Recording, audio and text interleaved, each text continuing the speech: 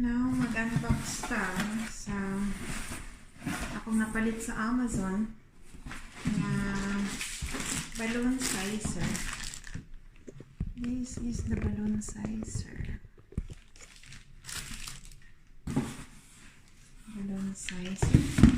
Kaya maging balloon, same size sila, tapos arrange siya tan-awon. So, neat siya tan-awon pag same sizes.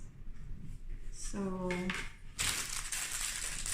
although dili siya needed, pero mas nice kung it's better if not kayong if you are doing balloon arrangement or something. So, this one. Tapos, na siya yung mga sizes. Nakabutang. Kung sa mga size ang gusto nimo sa imong balloon. So, kani siya nga box na siya ay 11 size, different sizes. So,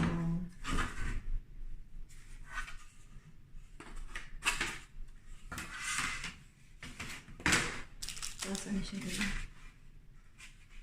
Munang rubber para dili siya matanggal. Palit ka ani.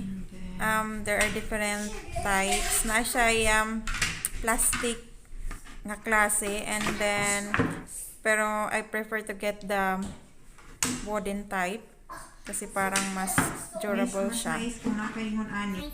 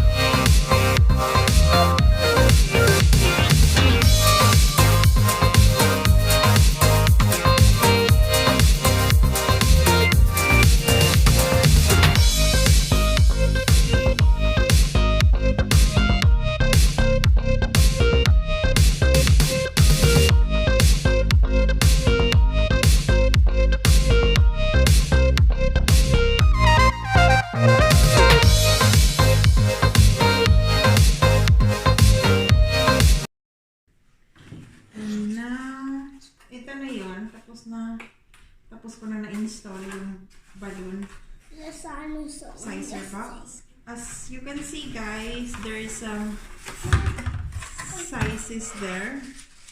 Naka-indicate yung size niya. 8 inches, 4, 3.5, and 6. And this is 10. So every sides may mga different sizes. 5 inches, 3, 4.5, and 2. So this is so it's very handy pag magawa ka ng different sizes o balloons. Hindi ka na mahirapang magtansya kung same size ba siya. So alam mo na ano yung prefer mo na size. Then, and I will show you how to use this. Pag magawa ako ng balloon, ipapakita ko kung paano siya susukatin or paano ito gagamitin. So that's it for now, guys. So wait, bye-bye now, Sean. Thank you for helping me. Wait, bye-bye now. Bye, guys. Bye-bye, guys. Hi, guys. Coming to my channel and I'm helping mommy to do my jobs. Yeah. I got a guys. I got little guys. Good look, guys.